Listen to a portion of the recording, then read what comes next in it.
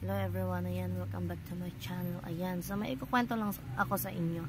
May isa akong customer dito na binilhan ng gamot ang kanyang pamangkin na pain-reliever sa ulo. And yet, paulit-ulit na lang siya bumibili ng ganon. So nagtaka ako and chinika ko na. Napagkwentuhan ako, tinanong ko kung bakit ganon. Lagi na lang bumibili ng pain-reliever. Pangit nga naman kapag lagi na lang umiinom ng ganon, diba? Alam niyo naman yan, guys. So, sabi nung customer ko, nagpa-check up naman na daw, kaya lang hindi pa rin gumagaling kirat ng ulo, yung sakit ng ulo. And sabi ko, bakit naman hindi i-follow up? Sabi sa akin, ganun din naman, hindi naman nagaling yung ulo.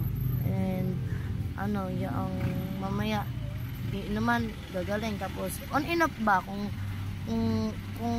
iniinom mo ng gamot, on and off yung pagaling ng sakit ng ulo. Sabi ko, bakit hindi nyo i-try na ipa-CT scan? Good thing na sumunod agad yung customer ko.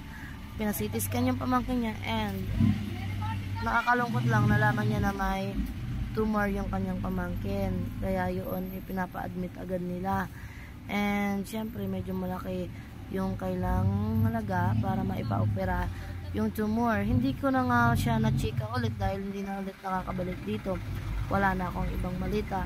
Pero last time, sabi niya, yun nga, buti na lang daw na i-suggest kung gano'n ipa-CT scan kasi yung una pina-check up lang talaga and hindi sila nag-follow up. Yun ang pangit sa ginawa nila, hindi sila nag-follow up. Ayun, and malaki na yung tumor. Ayan. So sa mga nanonood dito, ayan, kung ang headache nyo is pabalik-balik and then yung pina-check up ninyo, pain-reliever lang din yung binigay, magtaka naman na kayo kung ang headache nyo is hindi nawawala and yung mga laboratories nyo at mga nung nagpa-check up kayo, normal yung mga result ng laboratories nyo, magtaka kayo kasi bakit ganon? Wala naman nakita sa laboratories, ganon pa din yung sakit ng ulo nyo. So hindi naman masama na magpa-CT scan kung talagang kinakailangan na, dahil alam niyo naman mismo sa sarili niyo yan kapag talaga kakaiba yung sakit ng ulo ninyo, diba?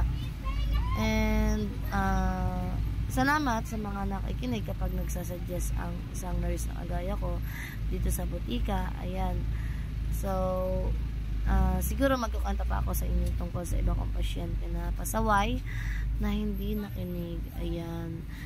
And yung iba kong ikukwento dito is nakakalungkot. Ayan. Dito na lang ako mag-share. Ayan, guys. Thank you for watching and listening.